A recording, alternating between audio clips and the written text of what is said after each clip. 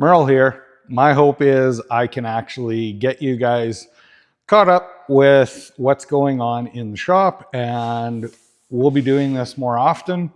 Now, what I'm working on right here is a 71 Monte Carlo, and we're putting it on a new chassis. And this car is going to be a pretty unique car, and I would like to go over what I've done with it. So I started with this car. It was a 71 Monte Carlo running driving car.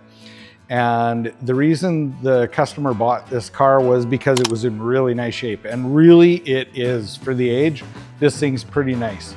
But he was told that this thing was a rust-free car, I believe, when it was started. And I'm just gonna show you some details here. Definitely wasn't rust-free.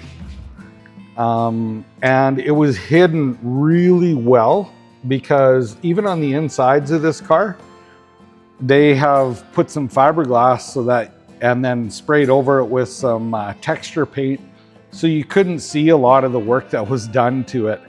It is back from plastic blasting, which is very interesting because under the plastic blasting process doesn't reveal any of the or it doesn't remove any of the rust. So you can actually see this thing was seriously rusty, was patched. Very interesting here. The panel below the trunk and the window, the drip molding and everything in here looked like it was in great shape, but it literally, they had this fiberglass inside and out, and then they had seam sealer, and they actually urethaned the fiberglass in. So it is kind of a bit of a mess. So what I'm doing right now is I'm loosening the quarter panel. I have this quarter panel totally loose, drilled all the spot welds, and I don't want to take it totally off until the doors are mounted and it's mounted on the chassis. But I'm going to have this ready to be just yanked off as soon as it's on the chassis, or put on the chassis. If we look at the other side of this, over here, I haven't done any of the spot welds. So if you look there, the spot welds are drilled, everything is loose on that quarter panel. And on this side here, nothing is done yet. And what I found very interesting is the vinyl top that was on this car, I thought it looked like it was an original top, even when I pulled it off. And this is body filler. And it had kind of a layer of foam over top of this, which the plastic blasting guys got off really nice. But this has got a combo of filler and lead. And it merges right in here, and I'm gonna have to take that off and drill this quarter panel off. Now the plan is, get the doors on, get it on the chassis, and I'm going to be then removing this, screwing the quarter panels on so that they are in really good tight shape. Then I'm gonna rip it off, take this outside and pull one quarter at a time and sandblast the internal areas and fix what needs to be done. Now, because this is a Monte Carlo, it's harder to get parts for it, but I am finding parts. I'm having to make a lot of parts for this. I found floor pan stuff's pretty easy to get. And what I have in here is I replaced 2 pieces of the floor pan. The reason I didn't do the whole thing is because I started modifying this car for Corvette seats, because this is the Monte Vet. It's got Camaro style, Corvette style suspension and everything, but it's gonna get some really cool Corvette touches to it. So these are AMD filler panels, and they were actually thicker than the original metal.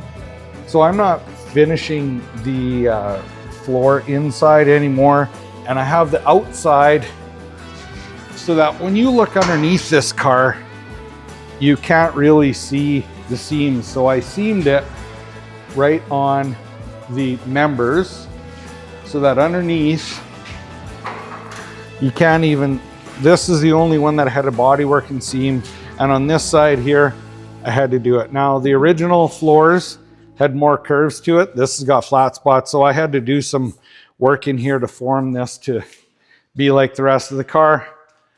The tubs are in.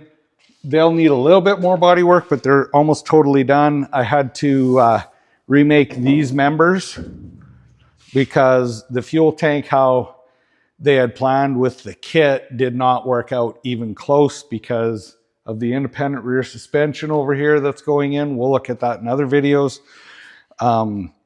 There was no room for the tank to fit in with any of those components. But this car still has a lot of work, and it is way bigger than the original plan. You can see it was in a collision and terrible body work on it, terrible patches. The front end of this car, I am reshaping the firewall. I already did a bunch of work. I replaced the bottoms of these, and yeah, I think that's pretty much it with this car. So today, my plan on this car is to have both quarter panels kind of loose, and then this afternoon, I believe the parts for the doors that I need are going to be here so I can mount the doors, and then we can drop it on the chassis hopefully early next week and get the quarter panels the rest of the way off, get the new ones fit on. So this car, pretty exciting. It is going to be just so unique. Anyway. So what else do you have going on in the shop? Yeah, this over here is my buddy Rick's car, and we have been actually videoing this car for a lot of years, kind of almost before we were really doing the YouTube thing. So it's went through a ton of changes, and I have some old footage we're actually going to be releasing on this car. This car is a little gangster car, but we made the rear suspension so that it's super adjustable, and we got a lot of tire clearance in here, so we can run big tire, small tire, and it is, yeah, absolutely stellar how this thing works. The old engine, I don't remember the exact number that we were running with it, but it was roughly, I believe, 1300-ish horse that we did with it. And this engine, the turbo is going to probably limit it to about 1900 horse. And it's actually a certified 850 car, but like that is 8.5 seconds in the quarter mile. But it is got plans to go to some other events where we can run a little faster than that, I believe. Anyway, I'll let it down. We'll take a look. If you look here though, the cooling system's all in the back. The turbo was mounted up in here. And originally the old motor we were running on E85, and we used to have it where we were injecting methanol in it as well. But we have this huge turbo, and we're going with a mix of methanol and ethanol. The change we did was we added a different fuel pump, a bigger one. It has 3 pumps in the tank, and yeah, it's getting put together. Hopefully we'll be on the dyno, I'm thinking early next week. Now that's the other really crazy thing is in the spring, I don't like dynoing in the winter because of the density altitude changes that we have in the winter compared to the summer.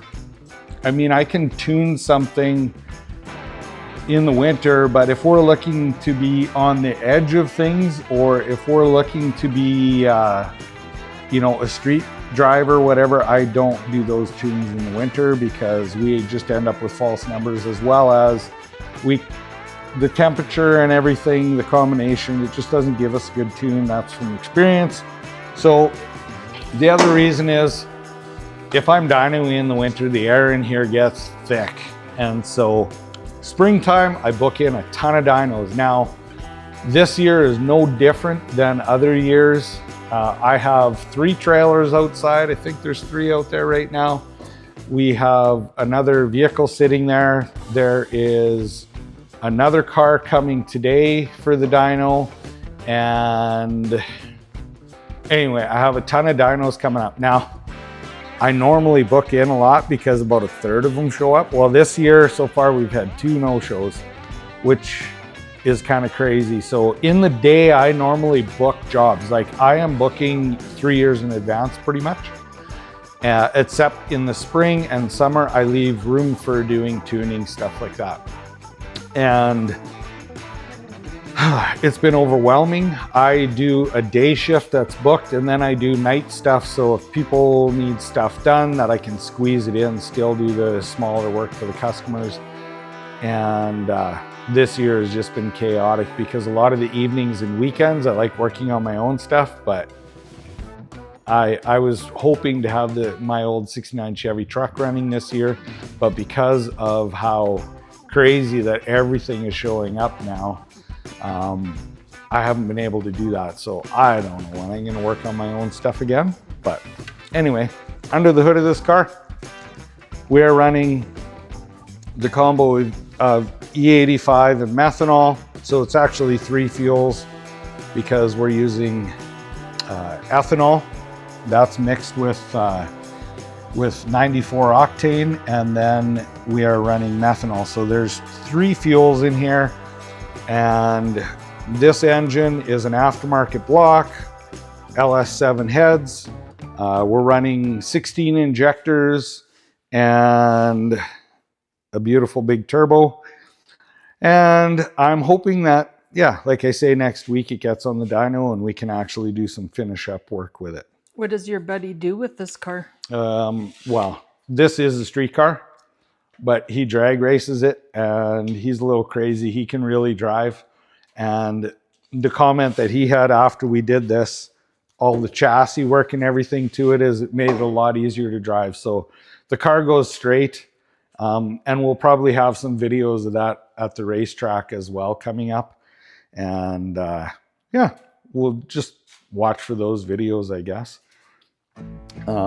So right now I'm just waiting on, we have the turbo, we actually, because it's so low, we have a pump to pump the oil out of it. Otherwise we end up blowing oil through the seals and out the exhaust. So that pump should be here today.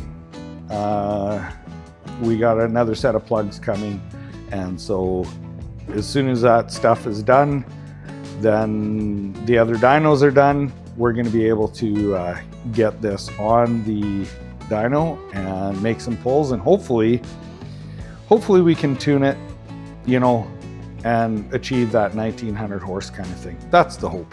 We'll see. What else is going on? Well, I have some carts right here. So this is still stuff from this car, but this actually contains parts off of 2 cars. There's another one from a different car. And yeah, there's just so many projects on the way. This is another car that's getting worked on. We have other vehicles over on the other side of the shop. What's this? So this is the new quarter panel. It's an AMD quarter panel, which I'm really impressed with. So this is the quarter panel for the Monte Carlo. In shipping, a lot of stuff gets damaged. This thing actually turned up really nice shape. It has one little tiny ding in the front. The back end of it got opened a little bit, so it has a crease. Once I pull that back together, that will probably disappear. And then you can see in shipping, it got a tiny little warble in the middle, but it is in really pristine shape where it's going to be really easy to iron it out and get it on the car. So really nice piece. Usually the AMD stuff comes and it's really nice. It fits pretty close. And that's actually something else. I couldn't get a bunch of other brand of quarter panels for this, but it'd be great if you share your experience on body pieces about what brands and whatever that you like the most, if someone has some comments for that. Yeah, I am not sure what else I can fill you in on. There's another engine over there and it's open, and I'm doing a bunch of fab work. Well, that engine, it needs a total rebuild. So we actually have a Chevelle that's at the body shop right now, and that's what a lot of the parts on that car are for. The Chevelle, when it gets back, what they're doing right now is they're painting and detailing under the hood and under the car. But we are going to be putting in a another new motor that he ended up getting, and we'll put it in the Chevelle and make that thing run. We still got to put a posi in it. I got to do the differential, so that's going to go to the body shop as well and get painted. Hopefully you enjoy the little update of the shop and how chaotic it is.